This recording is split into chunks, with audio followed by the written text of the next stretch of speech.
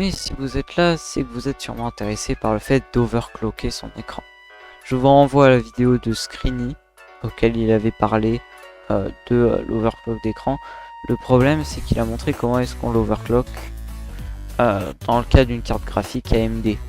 Parce qu'il n'y a pas d'option d'overclock de l'écran dans le driver des cartes graphiques AMD.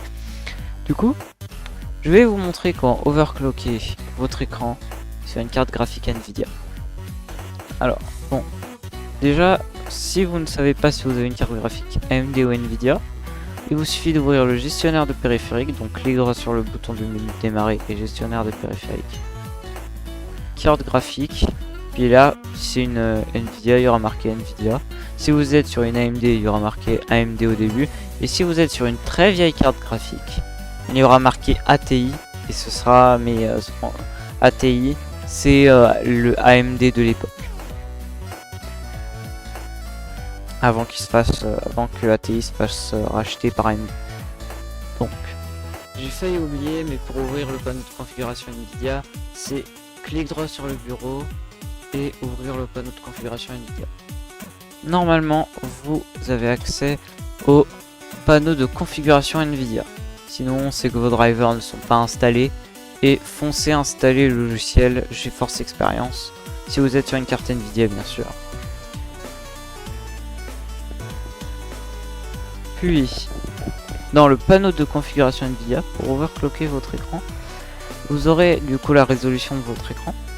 Vous pouvez faire personnaliser. On va créer une nouvelle résolution personnalisée. Ils vous demanderont d'accepter les termes.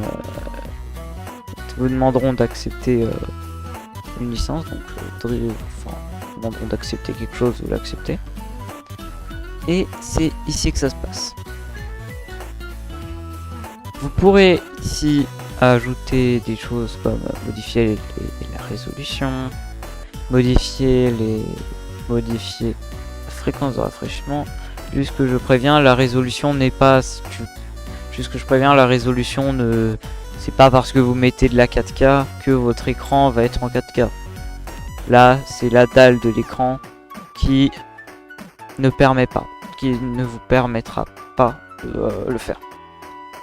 Là, la dalle de votre écran vous bloque et vous permettra pas de passer à plus que la résolution normale de votre écran. Alors. Par contre, c'est différent pour la fréquence de rafraîchissement. Donc, les fameux Hertz de l'écran.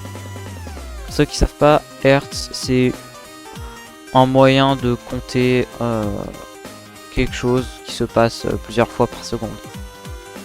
Donc là, 60. Dans le cas de 60. Donc déjà, il faudra mettre 61 pour voir si on peut.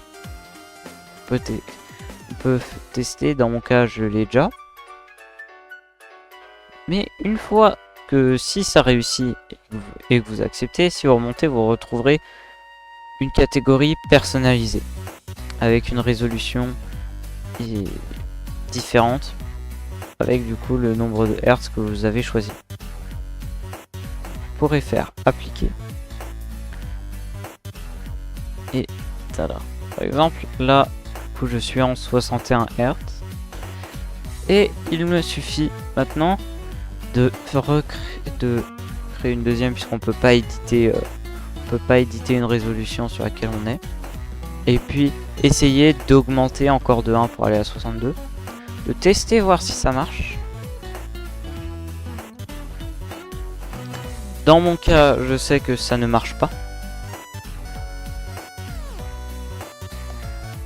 mais je sais que certains écrans le permettent. Par exemple, voici un PC portable.